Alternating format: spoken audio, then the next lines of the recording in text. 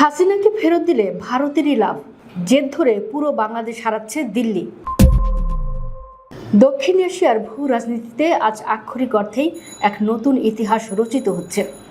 যে নয়াদিল্লি এতকাল ধরে বাংলাদেশকে নিজেদের পকেটের রাষ্ট্র এবং একতরফা স্বার্থ আদায়ের চারণভূমি মনে করত, আজ সেই সাউথ ব্লকের নীতি নির্ধারকদের রাতের ঘুম হারাম হয়ে গেছে।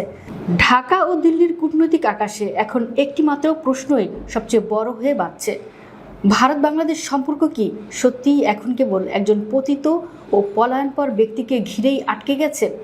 ফ্যাসিবাদের পতনের পর ক্ষমতাচ্যুত সাবেক প্রধানমন্ত্রী শেখ হাসিনাকে আশ্রয় দিয়ে ভারত আজ আক্ষরিক অর্থেই নিজেদের গলার কাটা বাড়িয়েছে। আর তাকে দেশে ফেরানোর প্রশ্নে ঢাকার বজ্রকঠিন অবস্থানের সামনে দিল্লির দাদাগিরি আজ পুরোপুরি মুখ থুবড়ে পড়েছে। বিশ্লেষকরা বলছেন, শেখ হাসিনার প্রত্যর্পণের দাবি এখন আর শুধু আইনি বিষয় নেই, এটি হয়ে উঠেছে দুই দেশের সম্পর্কের সবচেয়ে স্পর্শকাতর রাজনৈতিক ইস্যু।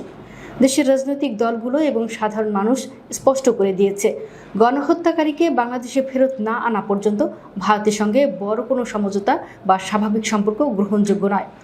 ঢাকার এই আপসহীন নীতির কারণেই সম্প্রতি প্রধানমন্ত্রী তারেক রহমানের সম্ভাব্য ভারত সফর নিয়ে যে চরম মনস্তাত্ত্বিক টানাপোড়েন এবং অনিশ্চয়তা তৈরি হয়েছে, তা দুই দেশের আস্থার সংকটকে একেবারে নগ্ন করে দিয়েছে।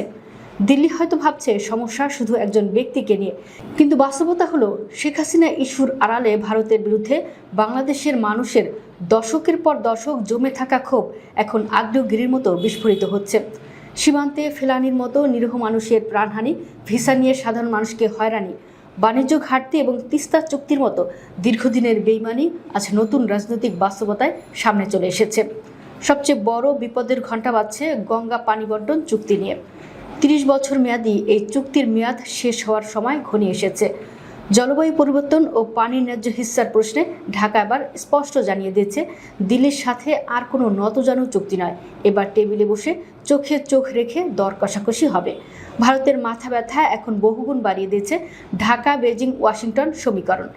ভারত যখন হাসিনাকে নিয়ে ব্যস্ত, তখন বাংলাদেশে চীনের বিশাল অর্থনৈতিক ও কৌশলগত প্রভাব বাড়ছে। একই সঙ্গে বঙ্গোপসাগরের নিরাপত্তা ও ইন্দো প্যাসিফিক কৌশলের কারণে আমেরিকার কাছেও বাংলাদেশের ভূ রাজনৈতিক গুরুত্ব এখন আকাশচুম্বী। ঢাকা আজ প্রমাণ করে দিয়েছে, ভারতকে বাদ দিয়ে বা ভারতের উপর অতিরিক্ত নির্ভর না করেও সব পক্ষের সাথে সম্পর্ক রাখার মতো স্মার্ট কূটনীতি তাদের জানা আছে। কূটনৈতিক বিশ্লেষকরা ভারতকে আজ একটি চূড়ান্ত ও অমোঘ সতর্কবার্তা দিয়েছে। দিল্লিকে বুঝতে হবে, বাংলাদেশকে কোনো নির্দিষ্ট রাজনৈতিক শক্তি বা একজন ব্যক্তি হাসিনার চোখ দিয়ে দেখার দিন চিরতরে শেষ হয়ে গেছে। অতীতের সেই প্রভুত্বকামী কাঠামোর বাইরে বেরিয়ে এসে বাংলাদেশের পরিবর্তিত রাষ্ট্র ও জনগণের সাথে যদি ভারত ন্যায্য ও সমমর্যাদার সম্পর্ক গড়তে ব্যর্থ হয়, তবে দক্ষিণ এশিয়ায় ভারত তার সবচেয়ে গুরুত্বপূর্ণ প্রতিবেশীকে চিরকালের জন্য হারাবে। সংঘাত নয়, সংলাপ প্রয়োজন, কিন্তু সেই সংলাপ হতে হবে মাথা উঁচু করে। সাউথ ব্লক আজ হাড়ে হাড়ে টের পাচ্ছে, নতুন বাংলাদেশ আর কারো দয়ার মুখাপেক্ষী নয়।